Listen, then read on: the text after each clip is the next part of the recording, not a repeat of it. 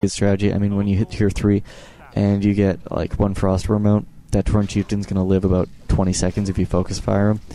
So, yeah, keep that in mind, is that if you tech a little earlier against kind of a caster push, well, I'll put it this way. If they do a caster push or go Torn Chieftain second, tech faster. Like, tech way, way faster. Don't wait till the 16-minute mark, just because Lucifer did. Wait until, like, the 40-second mark. Not the 40-second mark, what am I talking about? Like, I don't know, the 8-minute mark. That's what I'm going for. So, yeah, that is bad building placement. Yeah, generally, the Acro block is supposed to make it so that they can't get behind there. LOL.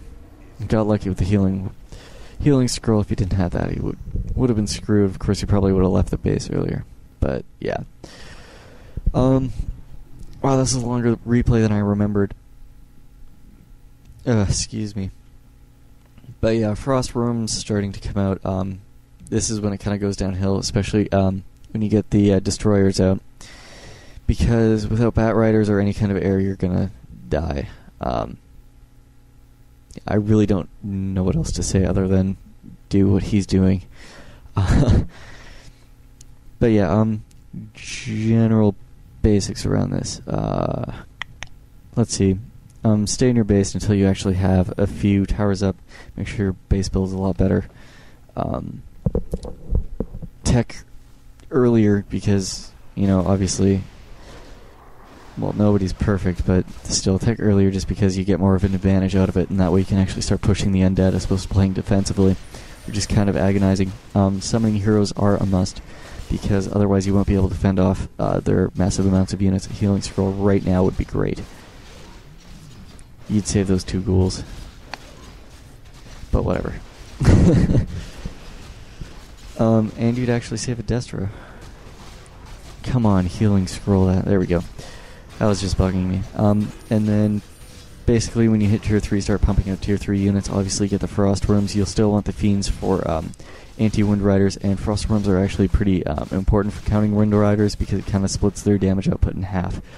Grubby's on the run. He's going to lose. Because Grunts die in like 2 hits from a Frost Worm. Raiders don't really do anything.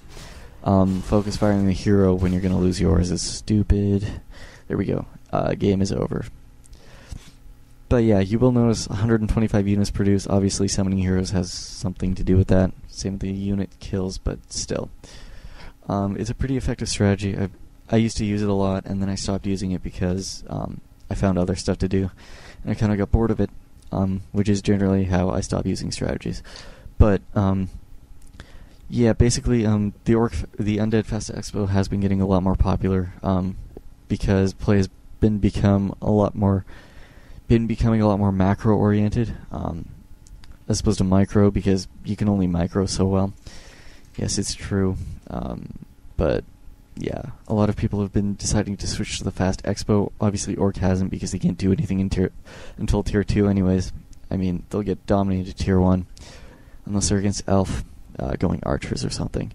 But yeah, that was just random fact. But with Undead, you have the pretty sizable tier 1 army. It only works on maps with mercenary camps. Obviously, if you don't have anti-air, you're going to lose all your acolytes. Plus, you'll lose all your ghouls and your fiends because you don't have any anti-air besides the Beastmaster, which will probably get owned by the damage output done by the Wind Riders and other things. So, yeah, that's one thing to keep in mind, is that it works on Nullwood. There's a mercenary camp on, well, there's 2. It works fairly well on Twisted Meadows. You got to be a little more careful on Twisted Meadows, though, because yeah, it's just a lot harder to do on Twisted Meadows because it's a little harder to defend both your base and your expo at the same time. A little easier cross spawn, but otherwise it's a lot easier for the Orc to be able to get to the expos. Reason it's fine on Nullwood, if you get a decent spawn for it and you get near a mercenary camp, you can actually spend the time kind of running back and forth from your expo to your base, because if you do have a couple skeletons or some summons and you know where they are, it's a lot easier to catch them on the way just because there's so many fewer points to be able to get to an expo. It's kind of like a roadway to, from gold mine to gold mine, so it's kind of easier to catch them on the way. What other maps does it work on? It kind of works on that stupid Tristfall Glades map. Is that how you pronounce it? I don't know. It's the brown map with the hills that everyone hates. Yeah. It works fairly well on that because you get the ensnare. But, yeah, it kind of fails until you hit tier 2. But, yeah, otherwise it's a pretty solid strategy. I've used it a lot. I haven't lost with it much unless I played really stupidly or gotten completely outplayed.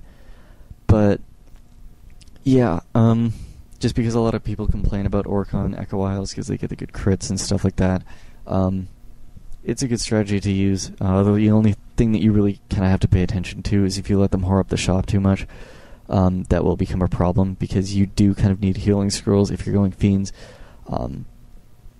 Sure, they have raiders, but it's good to have healing scrolls just in case because you don't have coil.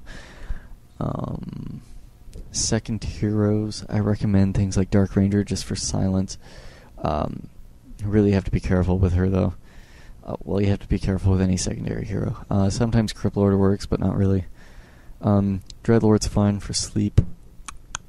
Let's see. Firelord sort of works. He dies quick though, which sucks. So you can't really be aggressive with him until you get Frost Worms. But yeah, the Beastmaster works because he has huge HP. Obviously, he is a melee hero and strength hero and stuff, and he has pretty decent armor. So, yeah, those are things to keep in mind. Obviously, people complain about that matchup, but I don't know. I use weird strategies, so it's a lot harder for them to counter. I mean, obviously, you can see Grubby, struggled with that because he lost. But, yeah. Smarter play and knowing, where they're at in their tech and how much damage you've done to them really makes a huge difference when you're countering it. Also, if you can go on the offensive as the Undead, like if you took out 2 raiders and that's all they had for raiders, go ahead and assault their base. But yeah, other than that, I really don't have much else to say. My voice is dying. But let's see. Shout out to Destroyer because I talked to him yesterday. Yesterday? Yeah, we'll go with yesterday. Recently. Yeah, he's a good guy. I hope he makes another audio soon. Anyways, yeah, I'm gonna go. It's like 4 a.m. Peace out.